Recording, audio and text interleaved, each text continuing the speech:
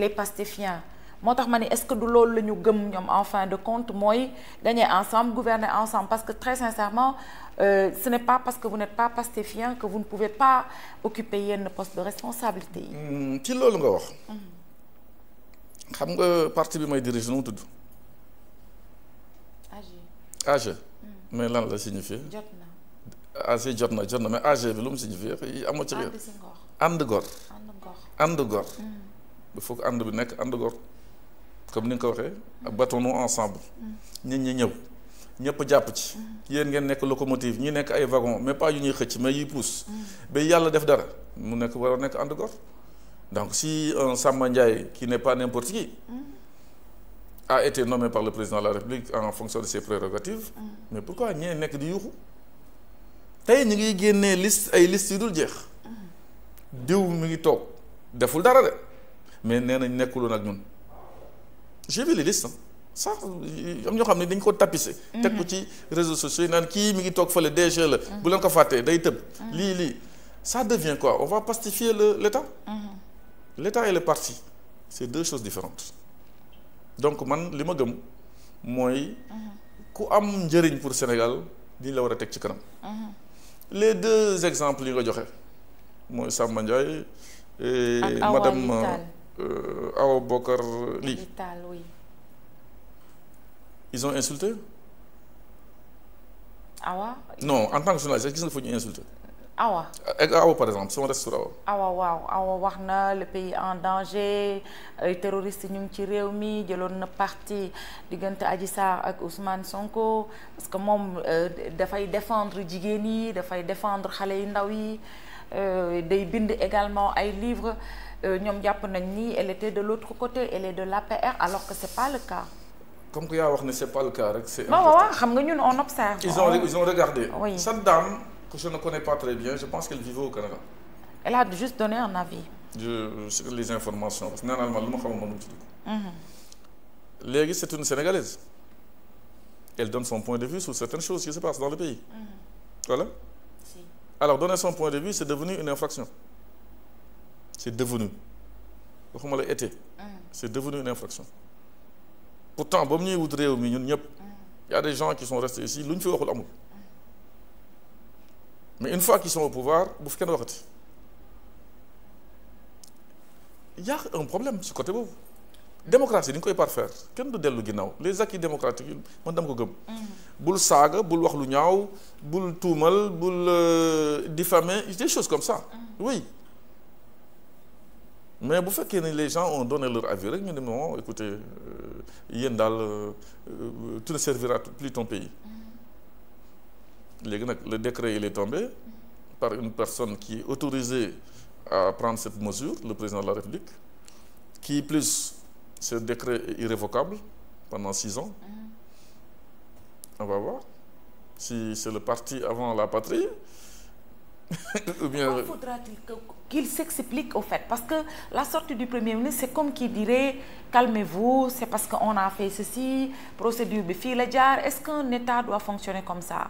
Parce que c'est le chef de parti qui est sorti pour calmer les ardeurs des pastéfiens, mais c'est le Premier ministre qui est sorti aussi pour wax ni fii la ñu jaar fii la ñu jaar. Est-ce qu'on doit s'expliquer sur les choix yi ñu def ci yenn poste de responsabilité? Bu fekkoon dafa génn rek en tant que le président du PASTEF. du ma ci wax dara parce que c'est une affaire qui ne me regarde pas. Mais de loolu rek la fa wax il a parlé encore en tant que premier ministre donc le premier ministre est sorti. Parce que quand on dit que yéen ñenn ñi ñu ngi leen di kii daan leen yóbbu justice daan leen kii ça ce n'est pas le chef de parti qui parle. C'est le premier ministre qui parle. Donc en tant que premier ministre moi je trouve que pour des bagarres internes à leur parti ils auraient dû se réunir wax la ñuy wax ñenn ñi jottali ko mu egg fu mu war a egg ci structure yi et non quand même nekk en direct au premier ministre c'est comme s'il y a pas d'autre priorité dans ce pays. alors que comme ni nga ko waxee sànq ça souffre de partout inflation bi gis nga ça commence à monter oui non non li ma lay wax la oui ou non on a les chiffres. Il suffit de leur dire par exemple on a critiqué les l'endettement. mën naa doon neex naa baat jàkk jàngoo man ba may dem dikk les gens parce que moom rek li ma jox ko moom li ñu ma xamee Sénégal ci liggéey moom laa leen ñëw wan leen ni comment travailler. boobu ñu may indee dañu ma ne Moussa Diop annonce bi laa ko gis xaw ma sur ça moo ko bindoon xaw ma. Moussa Diop bombardé DG. moi j'étais très léger pour ce poste bombardé bu ñu ko nee nii rek mooy dina la solo xaftaan bu ëpp say épaule quoi. pourtant def naa fa juróom benn at ak benn zéro grève zéro préavis ak li mu fa war a def. tout n'est pas parfait mais def naa li mu war a def.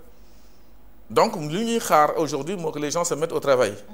loolu mooy dëgg ku fi wax leneen ak wax ju bëri ji ce n'est pas la peine c'est le moment d'aller au travail et de travailler et de sortir les Sénégalais voilà ak li ñu diggoon Sénégalais ñu def ko. voilà loolu mooy dëgg mais oui yaa war a toog fii waroo fi toog yow waxoon nga ma lii xoolee nga ma nii c'est pas ce que les Sénégalais attendent. man de je n'attends pas ça de ça. man dama doon nekk dem dikk di wax li ma neex.